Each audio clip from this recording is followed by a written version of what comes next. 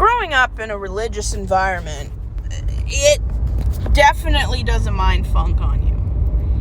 And getting out when I was just shy of my 31st birthday, I haven't gone to church since August of 18. But I was still a fundamentalist Christian Calvinist until February of this year. And I became an atheist in April. I learned and embraced atheism because it taught me to get into therapy, discuss mental health trauma and religious hang-ups, while finding a way so it doesn't control how I live and how I see myself. And it's not easy.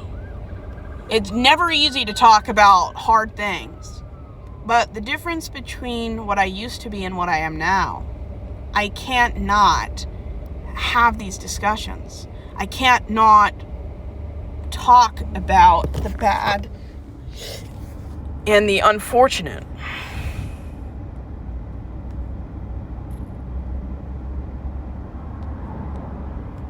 Because I see myself as the way I want to see myself. I'm not sure what I'll be in 10 years. Hopefully still an atheist. But I think it's important to embrace who you are. Last time we talked about living the life you want, taking no crap from anyone else, and realizing it might cost you everything to have integrity. And joining therapy, I learned everything about how religion sees me, why it's not acceptable. And I learned that my family despises therapy and thinks it's demonic, which is why they'll never seek therapy, ever. They're so afraid that someone will tell them something that pulls them away from their belief, or that a therapist will indoctrinate them. They will live 70 years with depression, the universe only knows the kinds of stuff my family has. I've recognized covert narcissism, gaslighting, emotional avoidant behavior. I don't even want to know any more than that because I have so many problems. And I've made videos on the different emotional disorders and psychological issues I've had due to emotional neglect. Getting in therapy is crucial. It is crucial. A lot of issues can be avoided when you get into therapy, when you take responsibility for your own behavior, when you see yourself as not...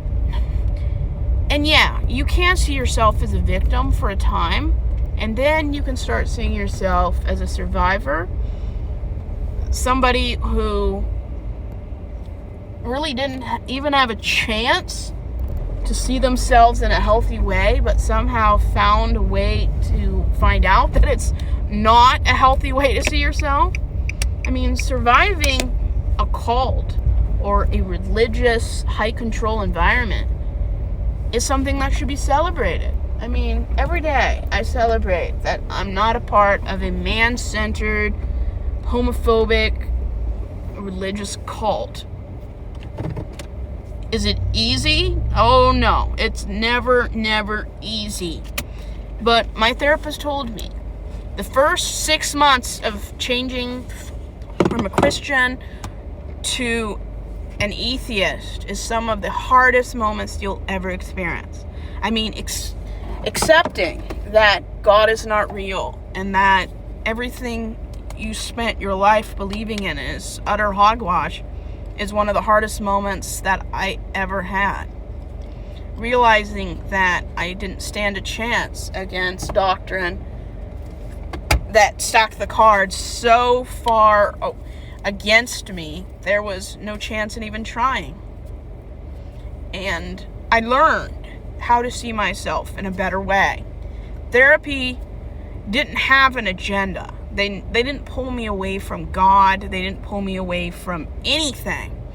They taught me what good behavior looks like. They taught me what bad behavior looks like. My therapist taught me how to recognize narcissism, but they never taught me or told me my family is narcissistic. I put it together based on symptoms, behavior, conversational phrases. Therapy saved the rest of my life. America has a mental health problem, and when 1/3 of America believes in a religion that sees anything that isn't spiritual as a threat, an us versus them mentality, as a tool that some forked, tongued, evil creature with a tail uses to lure people away. I mean, is your faith so small and ineffective that you can't go to one therapy session without having a nightmare that Satan's going to lure you away to hell? I mean, the way Christians act, it's like their faith is so ineffectual, so weak that you can't be around secular people or read secular things without it changing your religion. And therapy is important. Recognizing mental health issues that you have or what you don't have is important.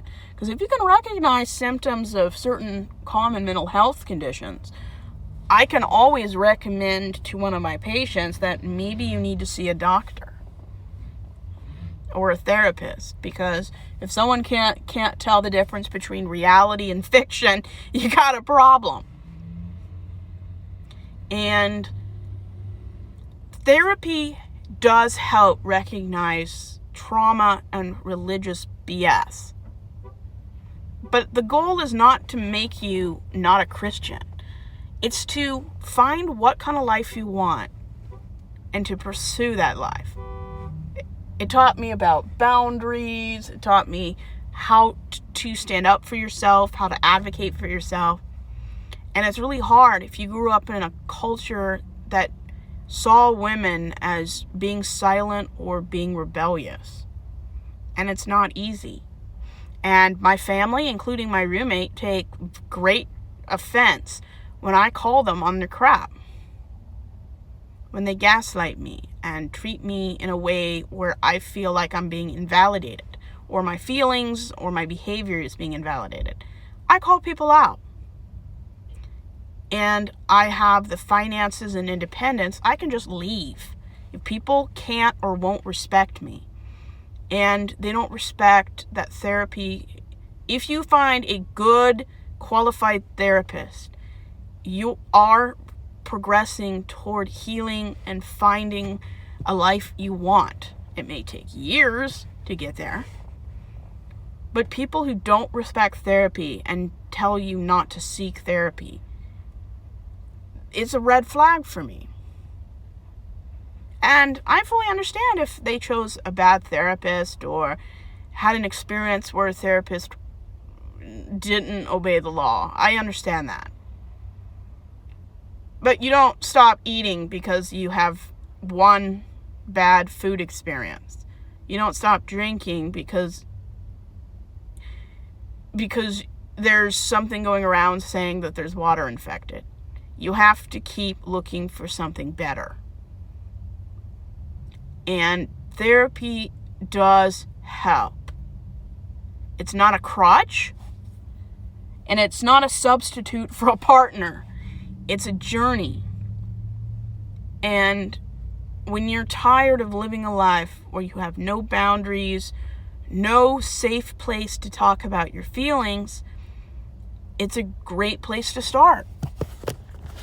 And I always advocate secular therapy. And not all therapists are created equal. That's why I always go to a therapist who's qualified, secular, and specializes in things that I really need somebody to be astute about. But that's why I love atheism.